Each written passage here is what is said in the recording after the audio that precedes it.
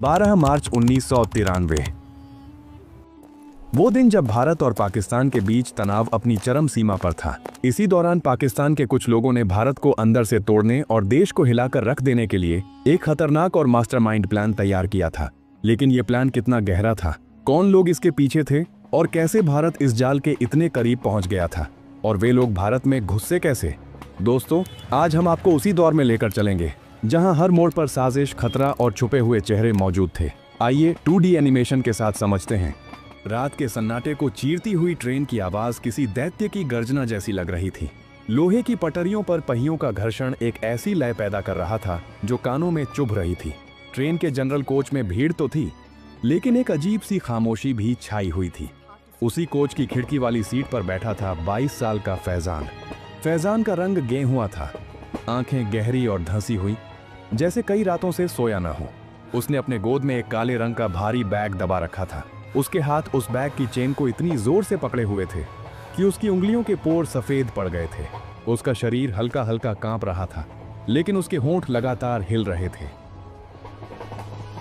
पाकिस्तान जिंदाबाद। पाकिस्तान जिंदाबाद, ये शब्द उसके मुंह से इतनी धीमी आवाज में निकल रहे थे कि उसके बगल में बैठा व्यक्ति भी शायद ही सुन पाए। लेकिन फैजान के लिए ये शब्द एक मंत्र थे, एक ढाल थे जो उसे उस डर से बचा रहे थे जो उसके दिल के किसी कोने में पनप रहा था। उसे नहीं पता था कि उसकी मंजिल क्या है। उसे तो बस एक हुक्म दिया गया था और उस बैग की हिफाजत करने को कहा गया था। करीब 18 घंटे बीत चुके थे। फैजान ने न कुछ खाया था, न पानी पिया था। उसकी आंखें पत्थर की हो चुकी थीं। अचानक ट्रेन की रफ्तार धीमी हुई। बाहर धुंधली रोशनी में कटीली तारें और ऊंचे वॉच टावर दिखाई देने लगे। यह बॉर्डर था। पाकिस्तान की जमीन पीछे छूट रही थी और हिंदुस्तान की सीमा शुरू हो रही थी। जैसे ही ट्रेन ने भारत की सीमा में प्रवेश किया, फैजान के माथे पर पसीने की बूंदें चमकने लगी। उसे बताया गया था कि सरहद पार करते ही उसकी असली परीक्षा शुरू होगी। वह अब एक दुश्मन देश में था। उसके अंदर एक अजीब सी घबराहट होने लगी। उसे लगने लगा कि हर कोई उसे ही देख रहा है। उसे लगा कि शायद उसकी धड़कनों की आवाज इतनी तेज है कि पूरा डिब्बा उसे सुन सकता है। उसके ठीक सामने वाली सीट पर एक महिला बैठी थी जिनका नाम सुनीता देवी था। वे करीब 50 साल की थीं। माथे पर बड़ी सी बिंदी और आंखों में ममता भरी चमक। वे काफी देर से इस नौजवान को देख रही थीं। उन्होंने देखा कि बॉर्डर पार करते ही इस लड़के का चेहरा सफेद पड़ गया है। क्या हुआ बेटा, इतने टेंशन में क्यों हो? सुनीता देवी ने बहुत ही अपनेपन से पूछा। आप बहुत घबराए हुए लग रहे हैं, क्या तबीयत खराब है? थोड़ा पानी पिएंगे? फैजान चौंक गया। उसे लगा जैसे किसी ने उसका राज पकड़ लिया हो।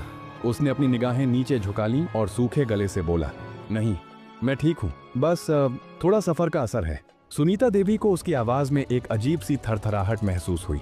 उन्होंने गौर किया कि वह लड़का अपने बैग को किसी कीमती खजाने की तरह सीने से लगाए हुए है। उन्होंने दोबारा पूछा, बेटा, अगर कोई परेशानी है तो बताओ, मैं भी माँ हूँ। तुम्हारी घबराहट देखकर मेरा मन भी बैठ रहा है। फैजान ने इस बार थोड़ा सख्त लहजे में कहा, मैडम, आप अपना काम करिए, मुझे कुछ नहीं हुआ है। सुनीता देवी खामोश हो गईं, लेकिन उनके मन में एक अनजाना डर बैठ गया। रात के करीब 11 बज रहे थे। पूरे डिब्बे में अंधेरा था, बस नीली नाइट लैंप जल रही थी। सुनीता देवी को नींद नहीं आ रही थी। वे बस उस लड़के की संदिग्ध हरकतों को देख रही थी। ट्रेन अपनी पूरी रफ्तार में थी। डिब्बे के पंखे अपनी पुरानी आवाज में कराह रहे थे। तभी डिब्बे के दरवाजे से वर्दी पहने एक शख्स दाखिल हुआ। वह टीटी टिकट चेकर था। उसके हाथ में एक चार्ट था और वह हर सोए हुए मुसाफिर को जगाकर टिकट मांग रहा था। जब टीटी फैजान के पास पहुंचा तो फैजान गहरी नींद में सोने का नाटक कर रहा था। टीटी ने उसे कंधे से पकड़कर हिलाया। ए भाई, उठो, टिकट दिखाओ। फैजान अचानक हड़बड़ाकर उठा। उसकी आंखें लाल थीं। उसने तुरंत अपनी जेब से टिकट निकाला और टीटी को दे दिया। टीटी ने अपनी टॉर्च जलाई और टिकट को गौर से देखा। फिर उसने फैजान के चेहरे को देखा। कहाँ से आ रहे हो? टीटी ने संदिग्ध लहजे में पूछा। जी, अमृतसर से चढ़ा हूँ। फैजान ने झूठ बोला। और ये बैग, इसमें क्या है? बहुत भारी लग रहा है। टीटी ने बैग की तरफ इशारा किया। फैजान के हलक में जान आ गई। इसमें मेरी किताबें और कुछ पुराने औजार हैं। मैं मजदूरी का काम करता हूँ। टीटी ने कुछ पल के लिए उसे घूर कर देखा। टीटी पुराने तजुर्बेकार आदमी थे।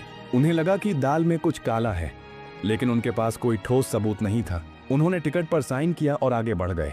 जाने से पहले उन्होंने एक बार मुड़कर फिर फैजान को देखा। फैजान फिर से आंखें बंद करके सो गया, लेकिन उसका दिल अब भी जोर जोर से धड़क रहा था। सुनीता देवी यह सब देख रही थी।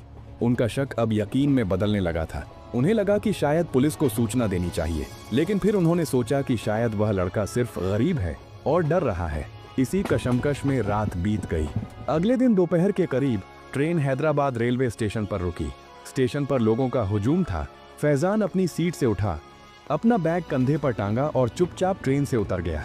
उसने सुनीता देवी की तरफ मुड़कर भी नहीं देखा। स्टेशन से बाहर निकलते ही उसे हैदराबाद की तीखी धूप और बिरयानी की खुशबू का एहसास हुआ। वह सीधा एक चाय के ठेले पर गया। उसने एक प्याली चाय पी और इधर उधर देखा। जब उसे यकीन हो गया कि कोई उसका पीछा नहीं कर रहा है, तो उसने अपनी जेब से एक पुराना मोबाइल निकाला। उसने एक नंबर डायल किया। कुछ घंटियों के बाद फोन उठा। अस्सलाम वालेकुम भाईजान। फैजान की आवाज धीमी थी। वालेकुम अस्सलाम। पहुंच गए? दूसरी तरफ से एक भारी और ठंडी आवाज आई। जी भाईजान, मैं भारत पहुंच गया हूं, हैदराबाद स्टेशन पर हूं। अपना काम याद है ना? अल्लाह तुमको जन्नत अता फरमाए। खुदा हाफिज। फोन कट गया।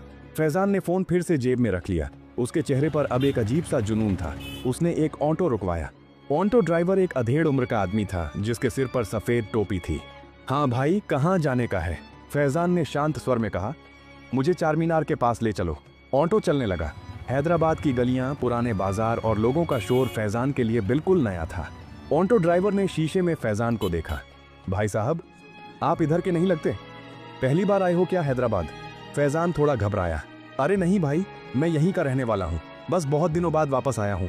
आप बस ऑटो चलाइए ना, जल्दी पहुँचना है। ड्राइवर मुस्कुराया। अरे मियाँ, गुस्सा क्यों होते हो? इस शहर में जो एक बार आता है, यहीं का हो जाता है। जैसे ही ऑटो चार मीनार के पास पहुंचा, फैजान ने बैग को मजबूती से पकड़ा। उसने जेब से 500 का नोट निकाला और ड्राइवर को थमा दिया। अरे भाई, मेरे पास चेंज नहीं है, ड्राइवर ने कहा। रख लो भाई, मुझे जरूरत नहीं है, फैजान ने कहा और तेजी से भीड़ में गायब हो गया। ड्राइवर उसे जाते हुए देखता रहा। उसे समझ नहीं आया कि एक मामूली सा दिखने वाला लड़का 500 का नोट टिप में क्यों दे गया। चार मीनार के पास भारी भीड़ थी।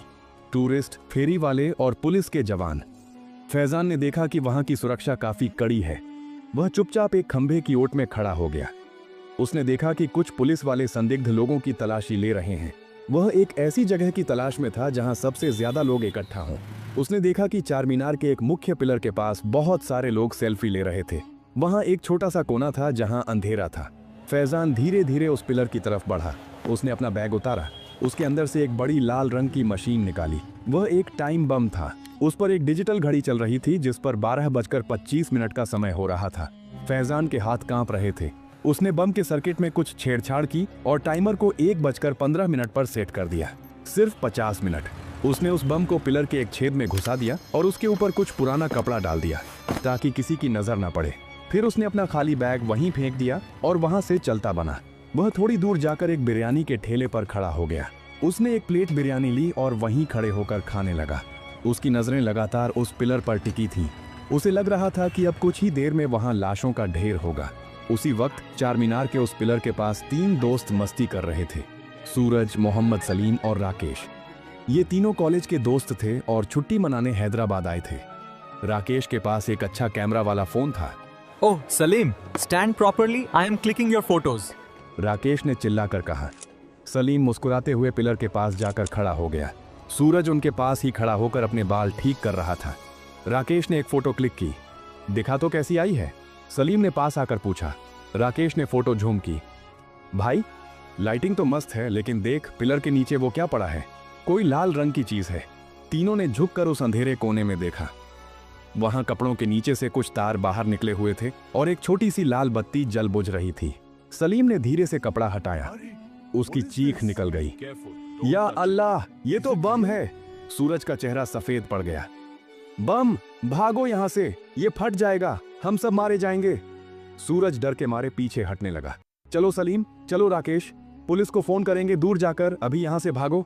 सूरज बिना पीछे मुड़े भीड़ को चीरते हुए भाग गया, लेकिन सलीम वहीं रुक गया। उसने देखा कि वहां छोटे छोटे बच्चे खेल रहे थे, बूढ़े लोग बैठे थे। नहीं सूरज, हम ऐसे नहीं जा सकते। अगर हम भाग गए तो ये सब बेकसूर लोग मारे जाएंगे। हम कायर नहीं हैं।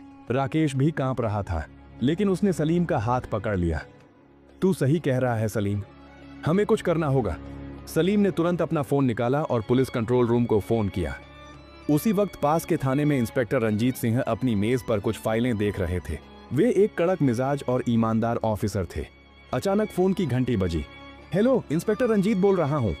सर, चारमीनार के पास बम है, पिलर नंबर 3 के पास। जल्दी आइए सर, टाइमर चल रहा है।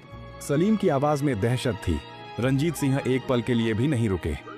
उन्होंने अपनी टोपी उठाई और चिल्लाए, सब लोग जीप में बैठो, चारमीनार पर बम की खबर है। बम स्क्वाड को अभी मैसेज करो। 5 मिनट के अंदर पुलिस की गाड़ियां सायरन बजाती हुई चारमीनार पहुंच गईं। पूरा इलाका छावनी में तब्दील हो गया। पुलिस ने लोगों को हटाना शुरू किया। सब पीछे हटो, भागो यहां से, खतरा है। रंजीत सिंह सीधे उस जगह पहुंचे जहां सलीम और राकेश खड़े थे। तुमने फोन किया था? जी सर, ये देखिए। सलीम ने पिलर की तरफ इशारा किया। रंजीत सिंह ने बम को देखा। उनकी पेशानी पर पसीना आ गया। ये तो बहुत खतरनाक बम है, इसका टाइमर देखो, सिर्फ 15 मिनट बचे हैं। तभी बम डिस्पोजल स्क्वाड का एक एक्सपर्ट, जिसका नाम अकरम था, वहां पहुंचा। उसने सुरक्षा किट पहनी और बम के पास बैठ गया। सर, ये बहुत ही पेचीदा सर्किट है, एक भी गलत तार कटा तो ये पूरा इलाका उड़ जाएगा। अकरम ने अपने औजार निकाले। वहां मौजूद हर शख्स की सांसें रुकी हुई थीं। पुलिस ने 500 मीटर का इलाका खाली करा लिया था, लेकिन सलीम और राकेश अभी भी थोड़ी दूर खड़े दुआ कर रहे थे। फैजान, जो दूर खड़ा बिरयानी खा रहा था, ये सब देखकर हैरान था। उसे लगा था कि लोग भागेंगे, लेकिन पुलिस इतनी जल्दी आ जाएगी और 2 लड़के बम की रखवाली करेंगे, ये उसने कभी नहीं सोचा था। वह वहां से खिसकने लगा। उधर अकरम पसीने से तरबतर था। सर, 2 तार हैं, एक नीला और एक हरा। मुझे समझ नहीं आ रहा कौन सा काटूं। टाइमर पर अब सिर्फ 60 सेकंड बचे थे। 59, 58, 57। पूरे हैदराबाद में जैसे सन्नाटा छा गया था। मंदिर, मस्जिद, चर्च, हर जगह लोग इस वक्त की सलामती की दुआ कर रहे थे। अकरम ने अपनी आंखें बंद की और या खुदा बोलकर नीले तार को काट दिया। टाइमर रुक गया। 10 सेकंड पर घड़ी ठहर गई। अकरम जमीन पर बैठ गया। हो गया सर, बम डिफ्यूज हो गया। इंस्पेक्टर रंजीत ने राहत की सांस ली। भीड़ में से तालियों की गूंज उठी। लोग सलीम और राकेश को कंधों पर उठाने लगे। तभी वही ऑटो वाला पुलिस के पास दौड़ता हुआ आया। साहब, वो लड़का जिसने मुझे 500 का नोट दिया था, वो उधर बिरयानी के ठेले के पास भाग रहा है। रंजीत सिंह ने तुरंत अपनी टीम को इशारा किया। पुलिस ने फैजान को चारों तरफ से घेर लिया। फैजान ने भागने की कोशिश की, लेकिन रंजीत सिंह ने उसे दबोच लिया। शाम का वक्त था। चारमीनार की रोशनी फिर से जगमगा उठी थी। इंस्पेक्टर रंजीत सिंह ने सलीम और राकेश को अपने ऑफिस बुलाया। आज तुम दोनों ने जो किया, उसके लिए पूरा देश तुम्हारा शुक्रगुजार है। मजहब और डर से ऊपर उठकर तुम दोनों ने इंसानियत को चुना, रंजीत सिंह ने कहा।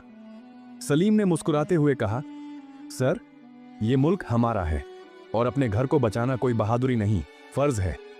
फैजान अब जेल की सलाखों के पीछे था। उसे अपनी गलती का एहसास हो रहा था या नहीं, ये तो वक्त बताएगा। लेकिन उस दिन हैदराबाद की जीत हुई थी। उस दिन नफरत हार गई थी और भारत की एकता जीत गई थी।